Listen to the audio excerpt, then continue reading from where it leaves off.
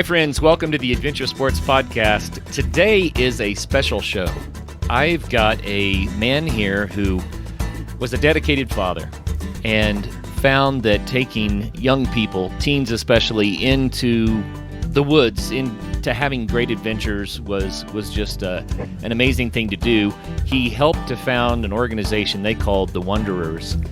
And he is an artist, lives in Cape Cod, has been a teacher, a rehab counselor, has 4 kids of his own, and we're going to talk about the transformational impact that adventure can have for teens. So, David Kooharian, welcome to the program.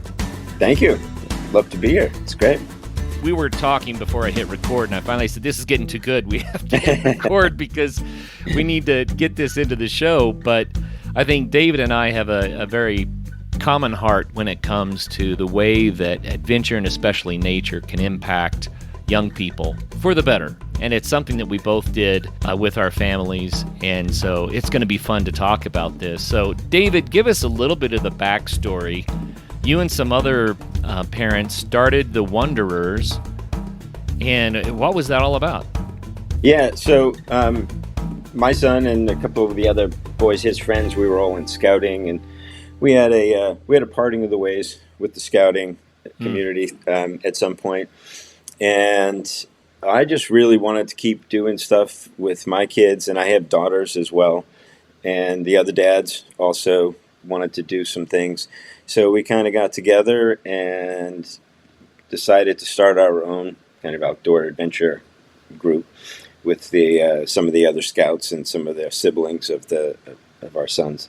And so we came up with the name The Wanderers, and our basic goal was, when we started, it's like, it'd be great if we could do, 3-4 trips over the summer or something like that, and that would be a success in some ways. And 8 years later, we were sort of wrapping it up only just because they were going off to college, and so we went out every month, year round, for just about 8 years with kids, constantly trying to raise the bar and the challenge and figure out what the kids needed, and going farther and longer and whatever. So it was great. That's very, very cool. So 8 years. Yeah. Now, how many kids ended up being a part of this group?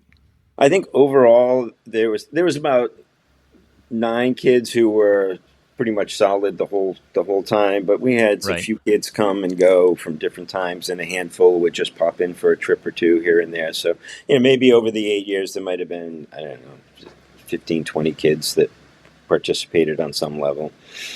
Oh, that's really fun. Yeah. Yeah, and they are all still together. They are the closest group of friends, and now they're all, their boyfriends, girlfriends, husbands, wives, and whatever. And now some of them are starting to have kids, and they're talking about starting their own Wanderers group to give that experience to their kids, So that's fun, I'm going to repeat something that we talked about just a minute ago, but I think scouting is great, but it doesn't fit every scenario. It doesn't fit every mold. And for the group of kids that I worked with, they were my sons, my nephews, and their friends. And sometimes my daughter as well, and some of her friends, just depended on the trip, and probably a similar size. But what I think it was my nephews that finally, they were in Scouts, and they finally went to their mom and said, can we just go with Uncle Curtis? And yeah, the reason was because with a smaller group, when you're a part of a big organization, necessarily so, there have to be more rules. Oh, sure. With a smaller group, we had more liberty to do a little bit bigger adventures, and we knew the individual abilities of each of the teams that we were working with. That also helps a lot. Right. And so we were able to do some things that were pretty crazy. And it sounds like you had a similar experience.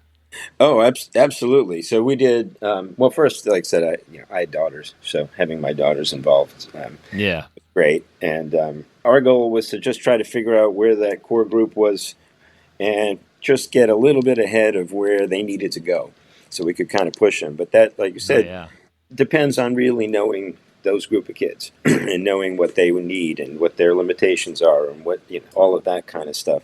But yeah, we would go once a month, year round, and do a trip every Saturday night. We would have a little meeting, which was basically a place for the kids to hang out and the adults to like also hang out. And we would sort of plan our trip, and then we would go on these trips. And we went as far as North Carolina. The trip that all of the kids reference as their like most epic trip was the one to North Carolina. We climbed Grandfather Mountain, and every afternoon in the summertime there, there's a threat of showers and things like that. So Right. we weren't expecting anything bad, but it turned into starts raining. Like, okay, we're good with that, and then it was just horrendous, like thunder and lightning. And at that point, we were backpacking, and we let the kids go ahead of us, and they were supposed to stop at a little shelter just before summiting, the top of the mountain. We got to the shelter, and it was a little lean-to kind of a thing, and looked inside, and the kids are not there, and Oh no. there's water rushing underneath the shelter over a cliff because the thing's set up on a cliff, Oh my goodness. so it's like the kids aren't there. It's so loud you can barely hear yourself, right? So I leave. Yeah. There's one of my buddies, Don. He has a son with autism who's not a fan of loud noises, so left Oh them boy. there. And my wife and our smallest child, I'm like, you guys stay here. I got to go find these kids. And I had an air horn, and I'm like running up through the water and the creek and stuff looking for them. And at the base of this rock face is a wooden ladder on the thing. There was a plane crash back in the 70s or something. So I'm like standing in the middle of like No. plane parts, where somebody Oh. died 20 years earlier. So I'm looking for these kids, and all of a sudden a head pops up over the rock face at the top, and so I found him, and I started getting him off. It was coming down. It's all slippery and stuff, and so my daughter kind of slipped and was like just terrified. She hates thunder and lightning, and so my son had to like crawl up and take her backpack and get her off the thing. It was just this The thing. whole thing. Oh my god! And then we set up the tent, and the tent filled with water because it was raining so furiously. And I got them on the tent. We're all completely soaking wet, and the only person who had proper equipment that day was my daughter Madison, because the boys had all been watching like those adventure shows like Bear Grylls and Survivor. Right. They're gonna And they rough it. Yeah, they were convinced all they needed was like a pair of shorts and a massive knife, and they could do whatever. And something that, and we were sort of like, hey, here's the list of stuff you should bring. If you don't bring it, that's on you, and we'll see how Right. that goes. Anyways, we got them all the thing, and they had just the most miserable night on this mountain because they were freezing cold, and they all wanted to share, Madison's sleeping bag and all this kind, like wrap it around and all this stuff. Anyway, so I got back to the shelter. It was soaking wet. Everything was just freezing and stuff. And then in the morning, the mist is clearing, and I look out over the forest, and it looked like something out of a prehistoric thing. I would not have been surprised to see some sort of dinosaur kind of tromping through the vegetation, And I was like, the mist is clearing. You could see the sky was starting to brighten, and I was just like, oh, it's absolutely beautiful. We got to go to the summit, And so, who wants to go? And my Don's son, who has autism, he was the only one who spoke up, and he's like, well, I do. So, Yay. so we went back up to the thing. But I was talking to the kids, and they the next day, and they were like, yeah, we went right by the shelter because it was raining so hard we didn't see the turnoff to the shelter, and they went all the way to the top and didn't realize they were at the top until I got to the top, and that's And then when they headed back. and then like, we got to get off the top. There's lightning, there's things, and so it was them trying to figure out how to get off of there, and they found a rock crevice to crawl under, and then one of them's like, no, wait, the lightning will arc underneath the wet rock, and like, we can't, this is not safe, we got to get out of here. And so anyway, so it was a massive kind of thing for them, and to this day, that's like they will say that's the coldest they've ever been, and whatever. But they enjoyed every second of it because it was a real adventure, for them. A real adventure. Yeah. So I reflect on that story. I'm just thinking, nature surprises us sometimes. yeah, And I've talked to a lot of guides and about when do you call it? When do you say, okay, guys, we're not going to do this today. Yeah. We're turning around. That sort of conversation. And you don't always get to have that conversation. Yeah. And the kids went up ahead of you, Yeah. right? And so they were figuring it out on their own at this Yes. point. Yeah. It's one of those situations that could have gone worse, but usually, and forgive me for overgeneralizing here, usually people get away with it. You know what I mean? It's Yeah. like, oh, that wasn't really the way we should have done that. But what an amazing adventure, and everyone's okay. Yeah. And in the end, they made some good decisions, and that speaks, I think, to the organization and the way that you guys were talking to these So kids. yeah, I They mean, we knew enough to seek shelter and to get yes. off the top. Yeah. And They knew what to do, and even though they didn't, the guys didn't bring all the gear that they should have brought and whatever, they changed their way after that. But anyways, they if things had gone really really bad, I could have gotten us off the mountain that night. right, Like we could have yeah, gotten out and gotten back to a car, and so it's about a risk assessment kind of thing. And with everything I tried to do, I would try to visualize what are sort of the natural parameters in which they would probably operate. Does that feel safe? And do I have a backup plan to get people out in case something really goes wrong? So, yeah, we're on the top of the mountain. They were not supposed to go to the top of the mountain. They were supposed to wait. right. Obviously, that didn't go according to plan. But like you said, they knew enough to get off the top of the mountain. What a crazy experience! But it And was so that's the one that stands out. that's one of the big ones. There was another trip with the group near the end of our time. They're all finishing high school, getting ready to go to college, and all this stuff. So we did Mount Washington, and we went up the Webster Cliff Trail, which is only 6 miles, but it's so freaking steep. It took me 6 hours to climb it. The other two Yeah. dads who were with us, Don and Rich, it took them 12 hours. So Oh wow. Don got his trail name is Half Mile, based on that. That's right. Half mile. Yeah. So we went to the top of the. We went up. There was a mitzvah hut, and there was a campground there. So we stayed at the campground. And the next day we were going to do. I forget how many miles it is. It's like whatever, 6 miles out to the top of Mount Washington from our camp. So 12 miles out and back. And the boys all just, it's like a pack of dogs, puppies or whatever. They took off Right. early in the morning, and they're just running, through the woods. So my daughter comes over to me, and she was 14 or 15 at the time. And so a typical conversation with her at the time, I joke, is it's like, hey, Maddie, have a great day. And she'd be like, don't tell me what to do, So, so this was not her favorite thing to be doing right now at that age, during high school and all that kind of stuff. And she was convinced that lightning would get her at the top of the mountain. And to be fair, she'd had experience with lightning at the top of the mountain. Yes. And her other great fear was that she would run into somebody she knew from school, which I thought chances of that, like we're on the middle of this mountain. Anyway, so she's like, it's me and you, Dad. It's like, okay. So we go off, and the weather's changeable and all this kind of stuff. And we're hiking along and chit-chatting. We get right near the base of the little summit, and there's a big warning sign. People, this is a dangerous mountain. People have died on this mountain. And every time she'd see a sign like that, I would have to stop and take her picture in front of it as a sort of last scene, whatever. So we get to the top of the mountain. There's it's a really disconcerting, weird kind of thing, but there's like a welcome center at the top because there's a road that goes up. So we go in the Oh, okay. welcome center, and there's a big board with all the people who have perished on the.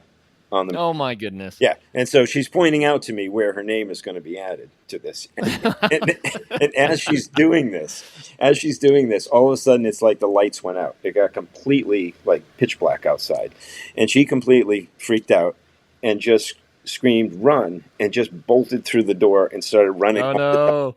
So I'm like, oh my God, now I'm running after her. And there's like boulders and stuff at the top, and jumping from boulder to boulder, trying not to fall and break something. And then it starts raining, and then by the time we got to the kind of the ridge of the mountain, it was hailing, and it was like lightning and thunder, and it was pitch black, and the wind is Wow. whipping and Yeah. stuff. And I'm like, Maddie, we got to get low. Like we're on an exposed ridge on this mountain. It's like we got to Sure. get low. Yeah. Let's do the thing. So we like dive into these bushes, and then the lightning's flashing, and the mountain's shaking, and she's crying and stuff. And I'm like, Maddie, we got to be like 15 feet apart because one of us gets hit, we can't. we got to be far enough away so the other one doesn't get killed as well, And she's like Wow. hugging on to me, and she's like, I don't want to die without you, Dad. And I'm like, I don't want to die without you, Maddie. And so we're like hugging as all this going on, trying to, who knows what's going to happen. And then after what seemed like hours, but I'm sure it was, 10, 15 minutes or something, you could see that things were lightening up, and off in the distance was a little speck of blue, and so it was kind of, Wow. the cloud was passing. And so we walked, once it kind of cleared up, we walked along, and she was still shaking. So she was holding my hand, and for 4.5 miles, she wouldn't let go of my hand. Because behind us, it was still pitch black, and you could still hear the rumbling of thunder and stuff in the back. So we're going along. Right before we get to our campsite, there's the mitzvah hut, and we're like, we're tired, we're wet, we're dirty. It's like, let's just stop in for a second. We'll get some water. We'll just relax for a minute, and then we'll finish whatever. So we go to open the door, and out walks this kid, and he looks at Maddie, and he's like, Maddie? And she's So it happened. like, Maddie? And she's like, looks at him, he's like, Kringle? His name is Chris, but she called him Kringle. And I think he kind of had a little crush on her or something. I don't know what the thing, but they, from high school. So he was just like, what are you doing up here? And she's like, well, we're with the Wanderers. We just hiked the top of the mountain. And he's like, oh my God, I really wanted to go and do all this stuff. I'm with my family, but it was too dangerous because of the lightning and everything. And it's just like, so we just stayed here. And so Maddie, little hair flip. It's like, yeah, it's what we do. We climbed. And so then we walk away. She says goodbye and they walk away. And then immediately she's like, oh my God, I can't believe I ran into him. I'm so dirty. I'm so wet on this and that. Just hysterical about the trauma of seeing somebody that she knew. I'm like, Maddie, who else do you know from your school climbed the mountain, Mount Washington, in the middle of this horrendous thunderstorm and all kind of stuff? And she's like, well, Sam. And it's like, yeah, except for your brother and the boys that came with us. But, who else? It's like nobody. I'm like, okay, so, that's pretty cool. So she's the hero, actually. Yes, yeah. So and then she held my hand and we walked into the camp. But now it wasn't because she was afraid. It was just because we were spending that time together and we'd had this big adventure, and it was just like a super special time. And anyways, but yeah. So we laughed, we cried, we almost got wiped off the mountain. Yeah, fun stuff. Yeah. It's amazing how I think coming into full awareness of powers that are beyond us, the things that are out of our control, the sense of adventure that sometimes we've gone a step too far and we get away with it, but there's a time sometimes it's that adventure slaps us in the face and it gives us new perspective. Yeah. I think. Yeah. No. Absolutely. I was with. So my son and his buddy, my son was in college at the time, and he comes back for a spring vacation. It's like 6:00 at night, and he's like, Dad, Brett and I, we're going to go to Virginia, and we're going to do like 50 miles on the AT. Are you in? I'm like, I don't know. When are you guys going? 9:00. 9:00 when? Like tonight. I was like, what's the plan? Oh, we're going to drive all night, and we're going to hike in the thing, and we're going to do all stuff. And I was just like, well, when's my son ever going to ask me to do something like that again? Yeah. And I'm like, yeah, I'm in. Let's go. And we get there. And the weather's great at first, and then it turns. And like the second day, it started getting colder. And Brett's calling, and he talked to his father or something. There's a huge blizzard coming through. It's going to be 5 degrees, 50-mile-an-hour winds. It's going to be crazy and whatever. And so we're in our tents, and I'm like, well, I don't know, guys. I mean, there's not much we can do about it. And Brett's like, yeah, but this is when you feel most alive, and it's like when stuff goes wrong. These are the trips you remember, No one remembers the good weather trips. You just remember the ones where, things were tough. And so anyways, we had this whole hiking through the blizzard and spending a night, in like 0-degree weather and, and all that kind of stuff. And it's true. I mean, those are the trips that stick out. When we think about the trips, it's not the ones where everything went according to plan and the weather was perfect and all that kind of stuff. And it's the ones where you were freezing cold, or it was snowing, or you got lost, or there was a lightning storm, or I don't know, whatever. It does. It makes you feel alive. It does. Last night, my son is working on a master's in ecology right now. Uh-huh. and he's doing a project where he's measuring the mercury levels in freshwater fish. He needed 2 more fish to fill his quota for his project, and it was the last day that he could get them. He was out of time. The project, he's been working on this through the winter and through the summer, and I mean, down to the wire, 2 more fish. I don't want to go into too much detail, but we went out in the evening because he needed 2 rainbow trout, and we couldn't catch any trout. It was just like, are you kidding me? We're down to the last few Right. hours of a 9-month Right. project, And now, yeah. and there's like 2 more fish. So we stayed out a little bit later, moral of the story, than we normally would have, and it's dark. And we're at the end. I'll throw this in there just because it was an amazing experience. At the end, we caught the 2 biggest rainbow trout we've ever caught in our lives just before we had Right. to be gone. Right. And so it was the way that these things go. Yeah. But as we're paddling our canoe back in, we hear this noise behind us. And at first, I think it's an elk or a mule deer, crossing the river. And then I realized, no, that's somebody paddling. Well, this guy comes up behind us, and it's pitch black by this point. We can just barely see him. But he's pulling 2 kayaks, not one. And he gets out where it's muddy and didn't realize because it was so dark he couldn't even see the mud. So he's trying to wrestle these 2 kayaks through the mud. And mud's up to about his knees, and I finally say, "How's the mud? How's the mud over there, buddy?" Point was, one of his buddies had flipped his boat and lost it, and he had gone back to try to recover the boat. Okay. And so they're doing all the things when things don't go as planned. They're trying to recover from this, and it's dark, and he's struggling in the mud, pulling these heavy kayaks. And I didn't say it because I thought, this is probably not the time. But I thought it, and it was like, this is the one you'll remember. Yeah. This is when adventure gets Yeah. good, actually. It's not when you got out at sunset and it was a pretty sunset Right. and you jumped in your truck and went home. It's when you're out an hour and a half past sunset and you're into the mud up to your knees and you're dragging 2 Yeah. boats instead of one and wondering where your buddy is. Yeah.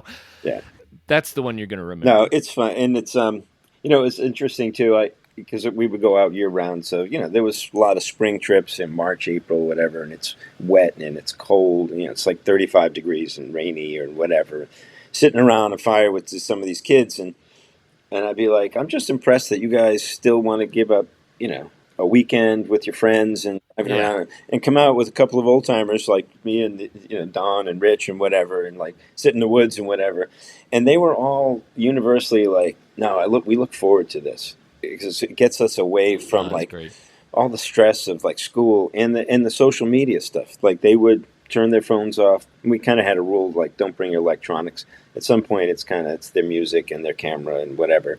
But they were really good about it. Right. I never saw them on anything when we were out. Maybe in their tent or whatever, but at night or something. But they would look forward to that, just decompress and to go out Sure. and do the thing and it was it was a really great experience that way. And I think also for my daughter has commented that she can tell the people who were in the group at some point and the people who would have never had that experience based on how they treat the women and the girls that are in their life.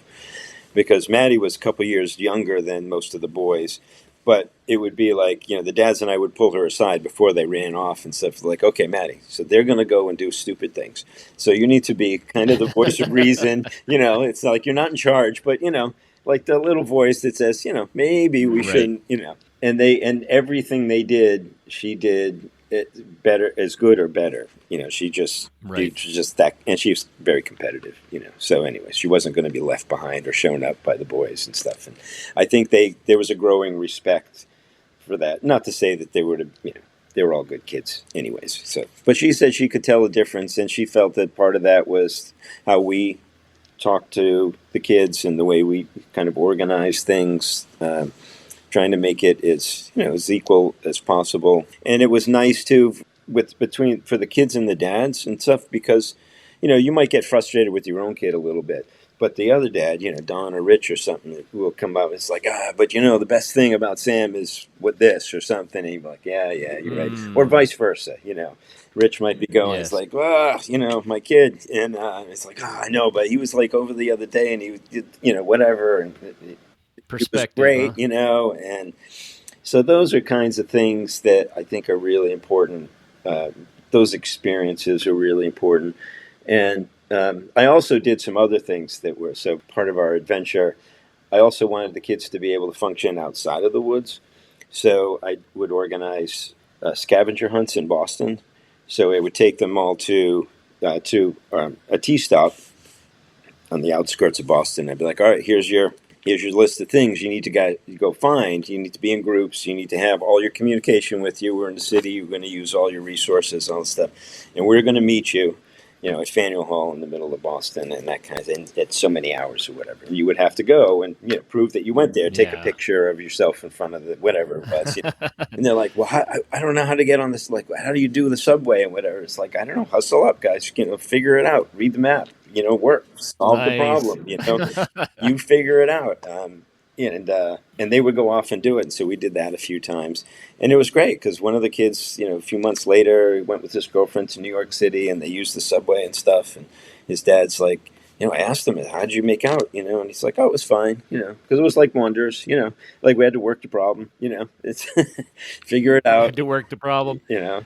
I love the way that you empowered these teenagers and taught them that they can do things. They get that sense of I just call it the can-do attitude, of course, I But want them. how does that benefit them later in Yeah, life? I Right? really wanted to. I also, when I was a teacher, I led a trip to Europe.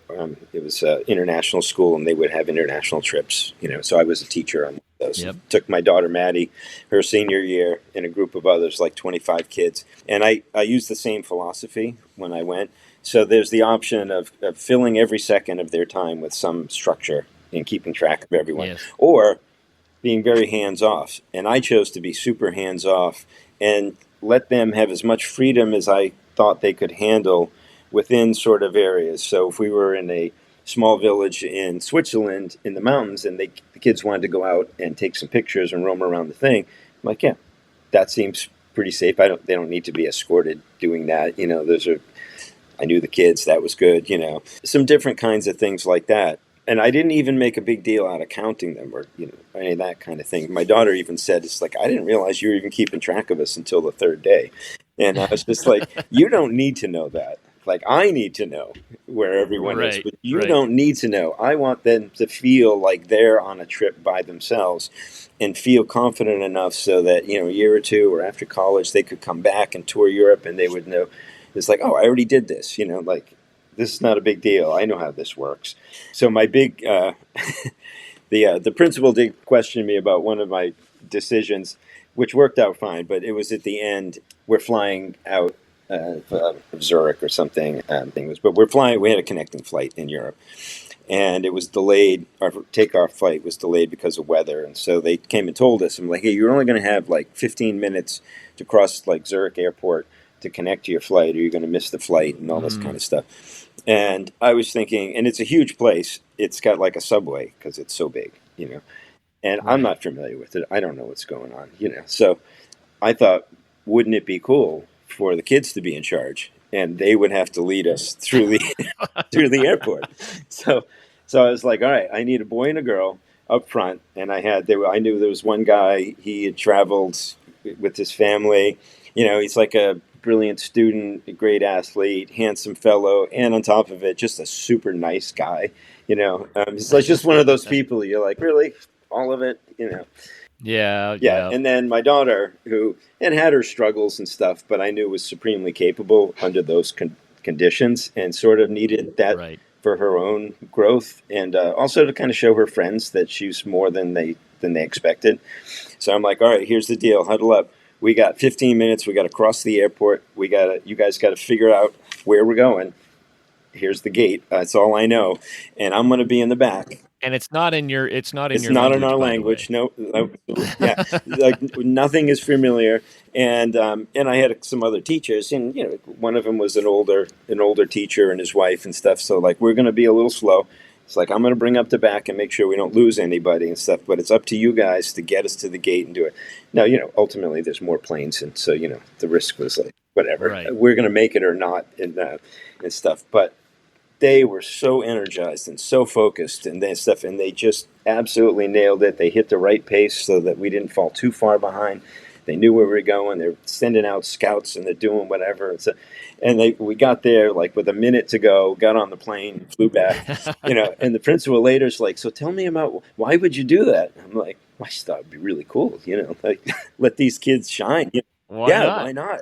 Like, and there were moments on that trip as well where going in the subway in Paris, hey, we're going to wherever, and the kids are like, oh, well, how do we do it? I'm like, you guys are smart. Huddle up, go figure it out. Like work the problem, and they would come up with the thing. And I had one teacher, the older teacher, and he would be like, so I can show them how to do it. I know where it is. Like, I know you know how to do it, and I know how to do it, but they need to figure it out. And then Right. we'd get out of the subway, and you're all turned around. I'm like, all right, this is a map. And they're like, what is it? They'd never seen paper maps, like half of them.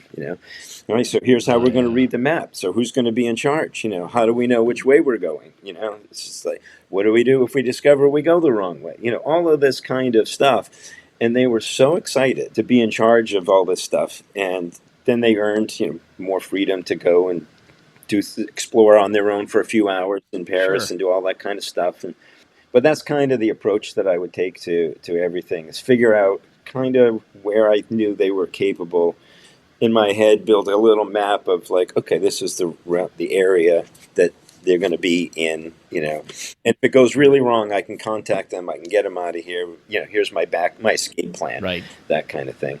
But as much as possible, I wanted them to have the experience of being on their own and like, what does it feel like to, be on a trip with your buddies in Europe and that kind of thing. And so yeah, so that's kind of the approach that I take with that kind of thing. I think it sounds fantastic. And I still do adventure to find out what I'm capable Yeah, of, right?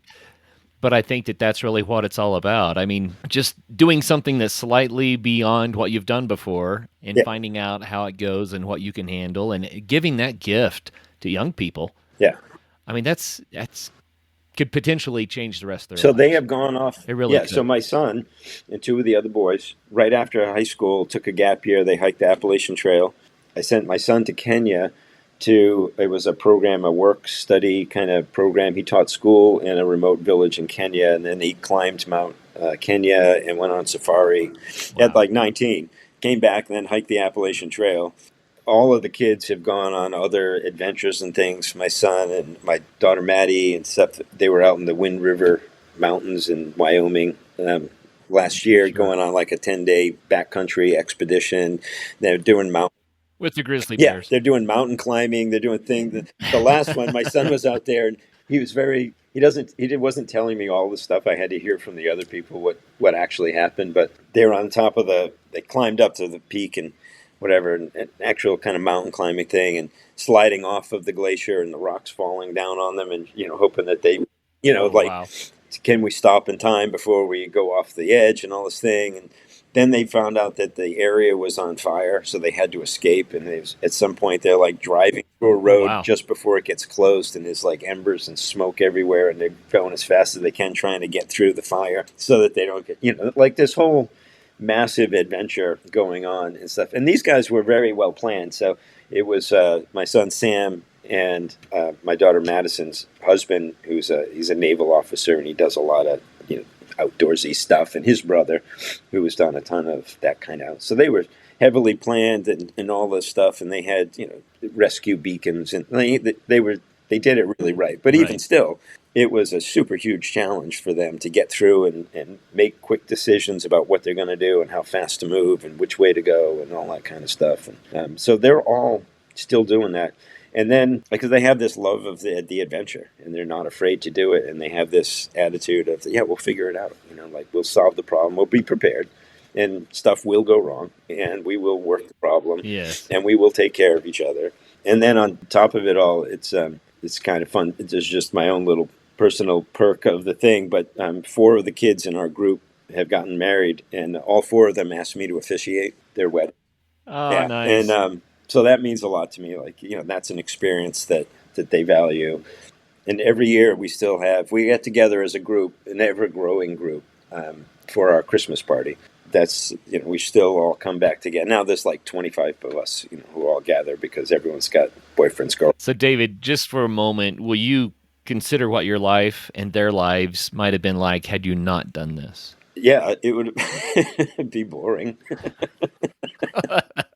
No, I loved it. I loved every second of it. I loved watching those kids thrive and do stuff, and the sense of accomplishment. And you can just see it in them, that they can do this, Right. And it's and when they would go with somebody else to do something, because one of the things that we established right off the bat is like there's no point in complaining. It's always too hot, too cold, too steep, too wet, too dry, too buggy, It is. it's Yes. there's 15 minutes here and there where like it's like, oh, this is really nice, and then something changes. And we're all feeling it. So there's no point in complaining. And they just kind of got tough Right. into that. So they don't complain about like whatever it is. They just like, yeah, it's too hot, it's too cold. It's like, it's what it is. We're here for the adventure. And so it's great, but their relationships together, I think it really cemented their relationships. And so it's like an extended Sure. family at this point. We spent so much time together. And then there's memory. So one of the families, my buddy Don, his wife's family had a big house out in Western Mass, and we literally just called it the Big House. So we'd go out to Western Mass for adventures, and we'd get late Friday night, we'd arrive, and we'd all stay at the Big House. And it was a very Norman Rockwell-esque big house, Nice. And the kids would all, Right. like, they would do their thing and take over the outdoor porch and do all this stuff, and they'd camp out there all night, even in the wintertime with no heat. Like, they're fine, And we'd have a little breakfast in the Right. morning and then off to some adventure and things. And it's just those kinds of memories and those things. I don't think there's no replacing that, as far as, what would they be doing? Very isolated. I'm sure they would have had great experiences and stuff, but that group of people and that sense of real community and family and stuff, I think it was Right. just incredible. Well, what if other parents or people that are soon to be parents, or they think someday I'm going to do that? If someone wants to do something like this, any advice? How can they do it? I mean, I think we kind of started our own thing after the Scouts, so we had a little bit of outdoorsy kind of experience and stuff. But basically, we started Yeah. out car camping, so we just go, and the kids were little, and we'd set up tents all there. Then the kids need a little more freedom, so we get them a spot a few sites down.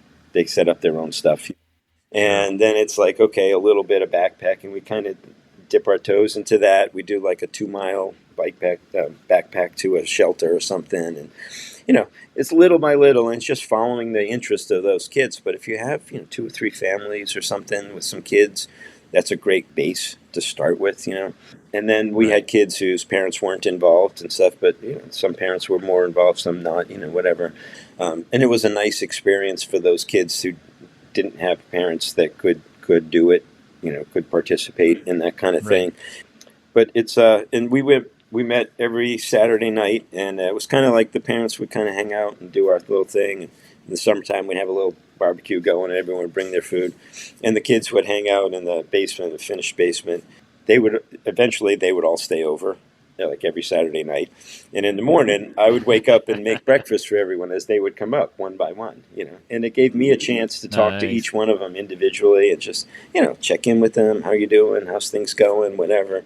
And it was just, again, it was like a giant, I don't know, family, and we knew where the kids were. They all looked out for each other. Like, I'm sure they did things we would not necessarily approve of, but at least I knew where they were doing it and who they were doing it with, and that they were looking out for each other and not making sure nothing got out of hand, and that kind of thing. But yeah, it's just find a couple of other families that got kids the same age and a little bit of, like, say, you dip your toes in it. And it's also, it can be anything. Like, we did the scavenger hunts in Boston and stuff, but I also made them go ballroom dancing. So I wanted them There you to go. be able to, like, hey, you're going to get invited to a wedding, or you're going to go somewhere, or whatever. So, Right. yes, we want to be competent in the woods, but we need to be competent at home as well, So we would do a thing. I would get them ballroom dancing lesson, and we would have a lesson for an hour, and then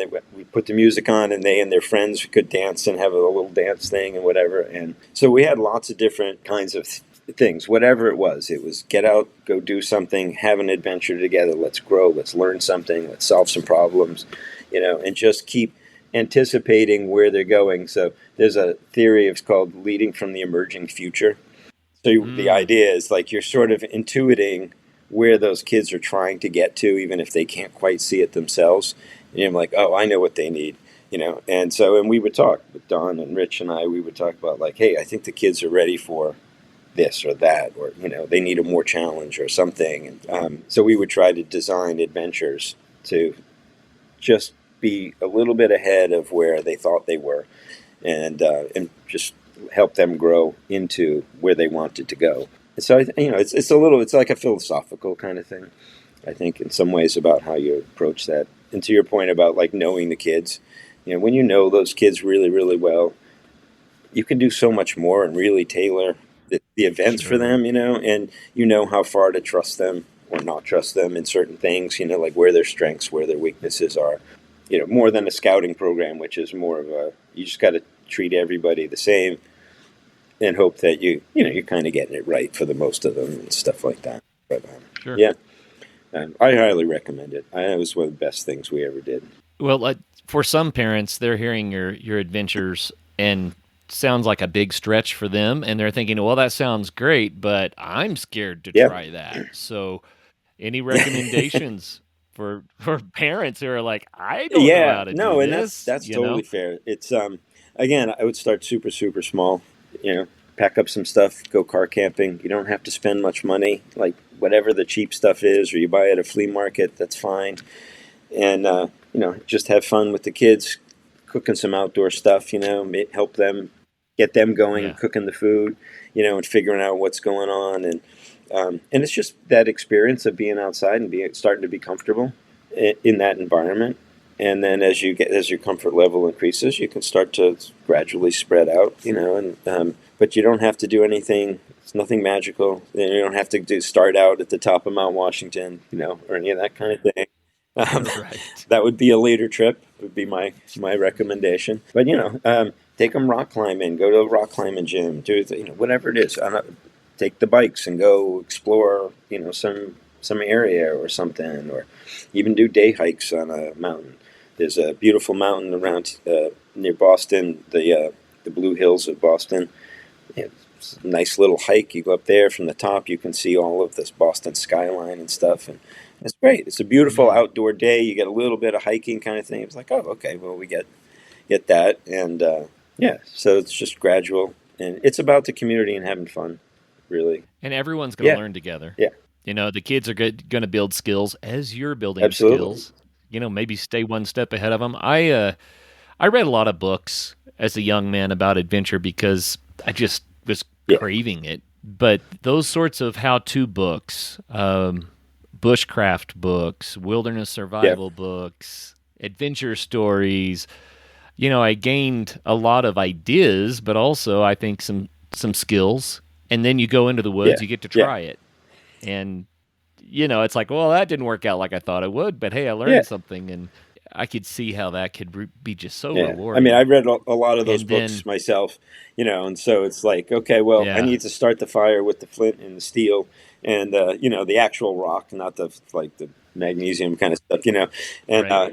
and teach Oh, all there the you kids go. how to do it, make char cloth and do all this kind of thing, and just because it's cool, and I read about it in stories, and and then now there's YouTube for everything. So if you're not sure how to do something, there's somebody who's got a video to show you how to do it or what to pack or whatever. And so I will say there's one other Sure. thing. So I use backpacking as a metaphor for things in the sense that when you first go backpacking, if you get a list, there's kind of a daunting list of stuff you're supposed to take, and especially like in Boy Scouts, I know that there was a whole list of stuff, and Oh, you're yeah. carrying all this weight. And at some point, you've been on a few trips, and you're like, "I've never used this. I've never, there's a bunch of stuff you've never used." And the point is, that's somebody else's stuff. And at some point in life or in backpacking, you got to sort your stuff from what's somebody else's stuff and get rid of the Mm, things that are not helping you. If you're carrying around gear that you don't need or never use, get rid of that. But also in life, your parents are putting stuff on you.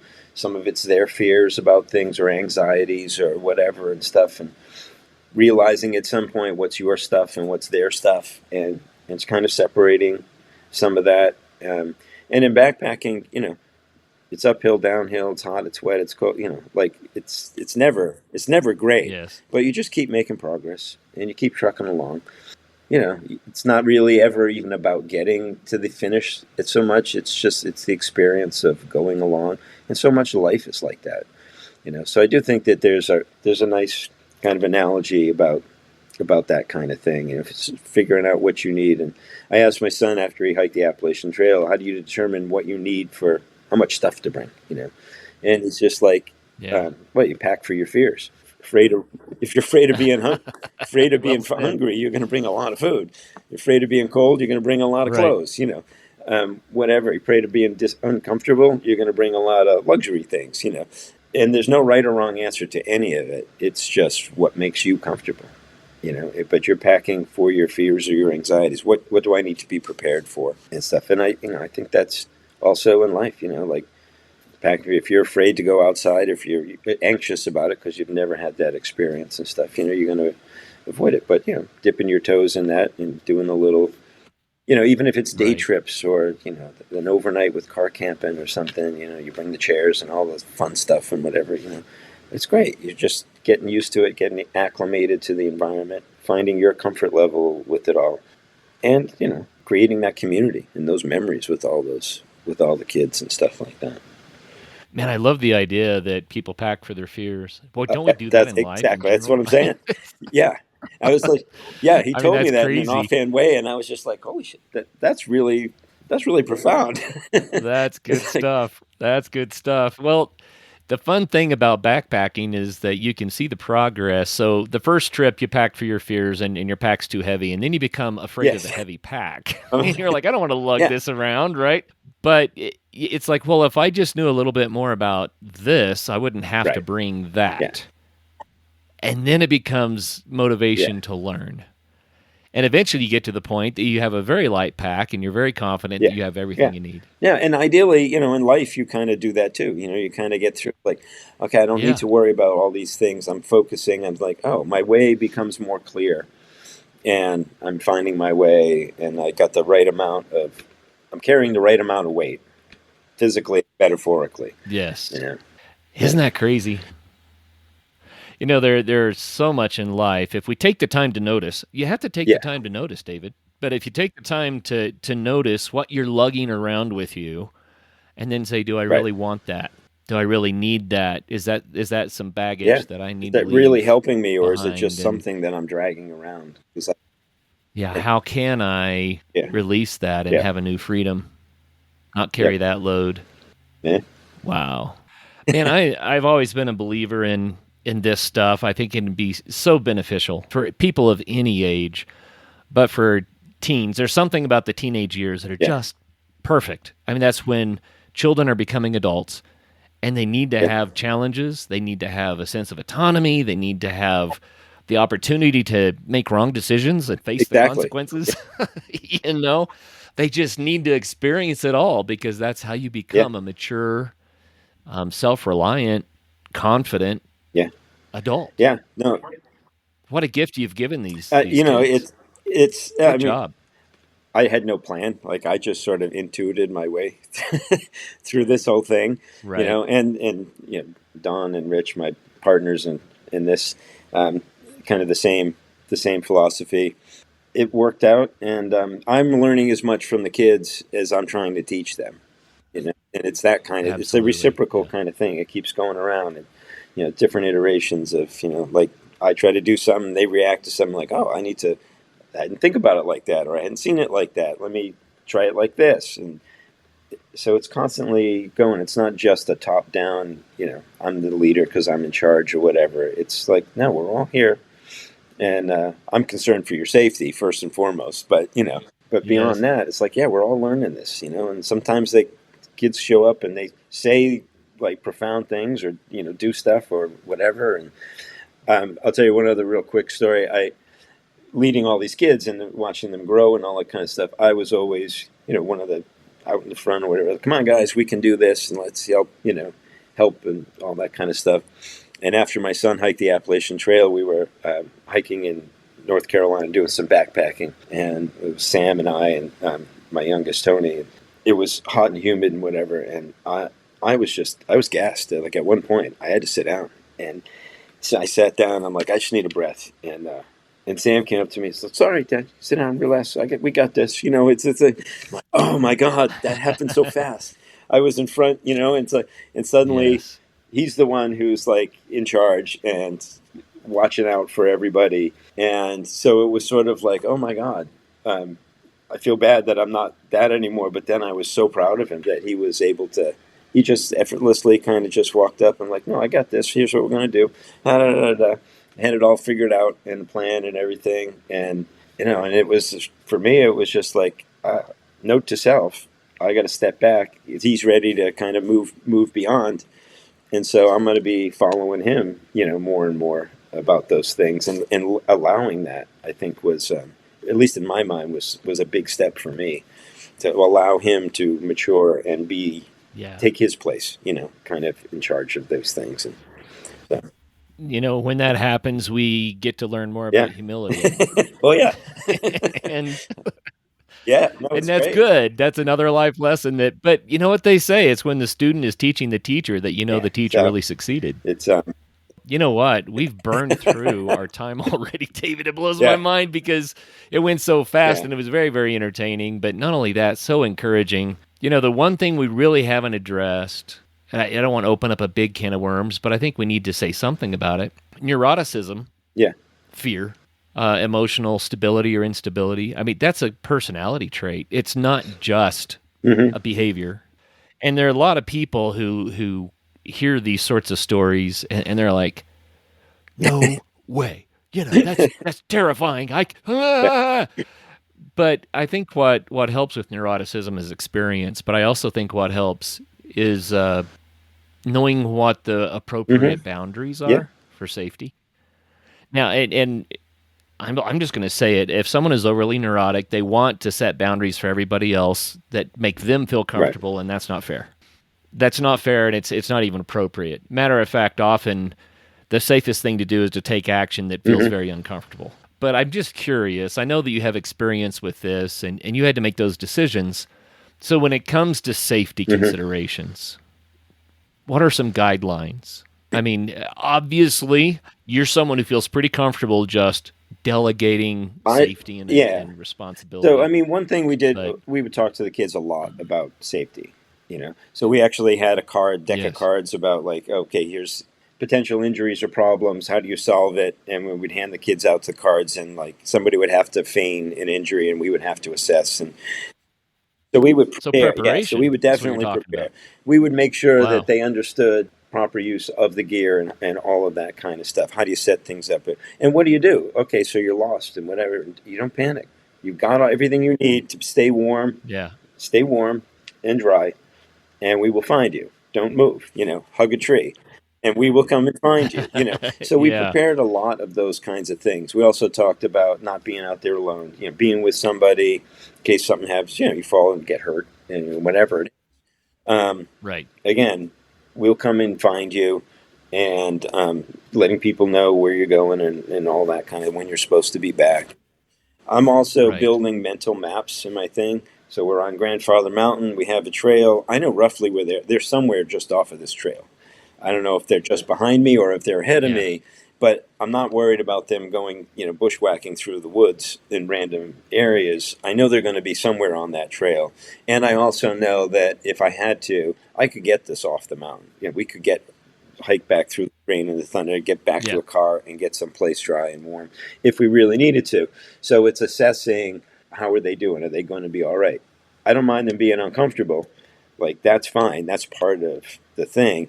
But I don't want anyone to be, at risk or anything like that. So everything I Yeah. do, Of I course. kind of build in those ideas. What are the parameters, the basic parameters of where we're going to be?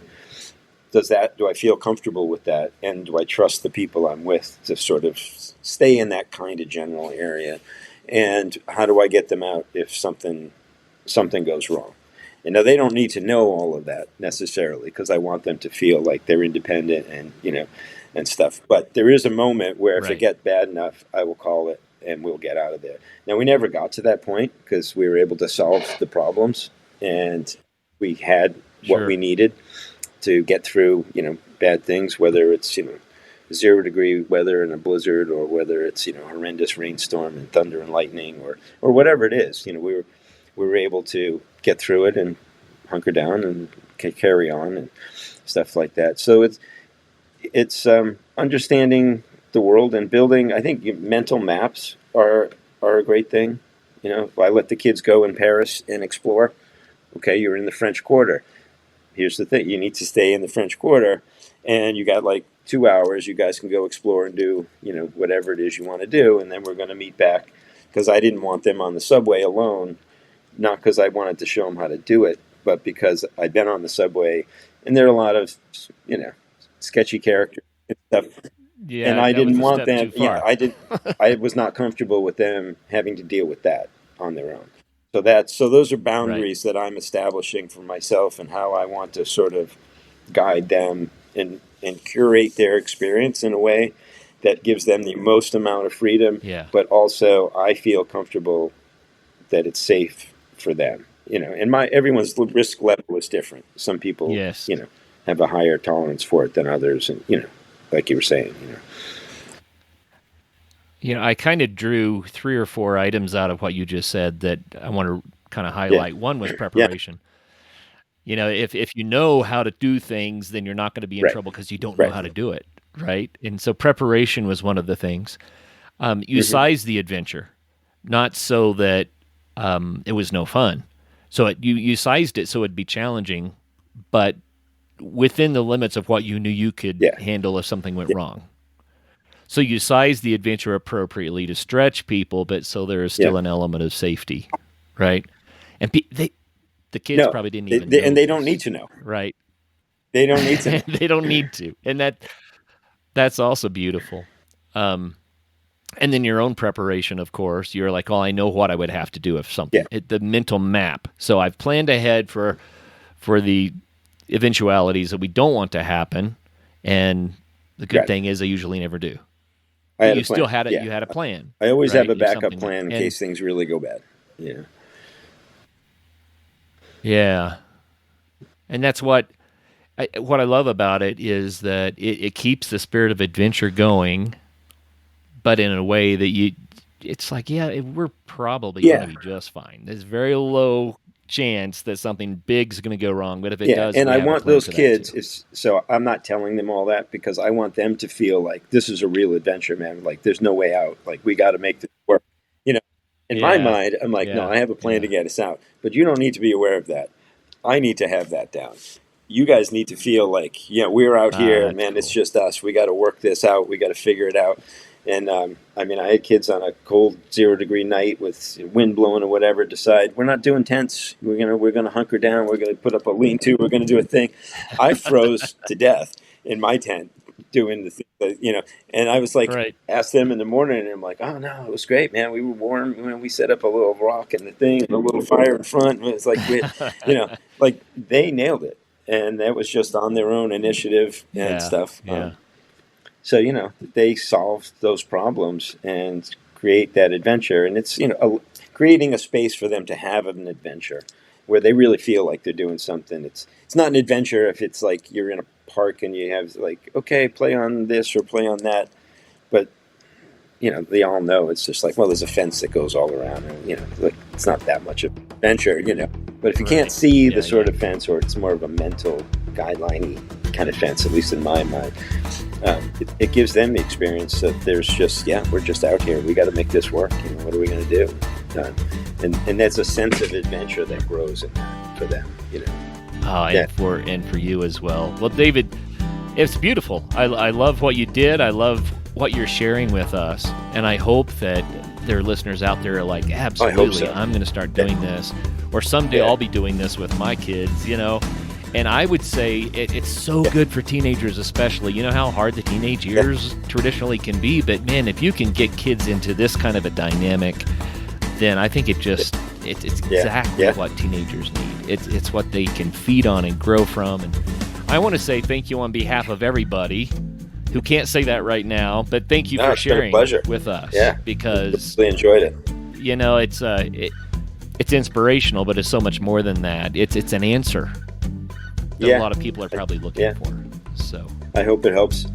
Anyways, You but know, I really anyway. appreciate the opportunity to come on and talk about it. It's been a lot of fun. for everyone out there, I always say, get out there and have some fun. But the idea of being able to do it in a way that makes such an impact on so many lives, a beautiful thing. Yeah. So, Well, thanks, David. okay. Catch you again next time.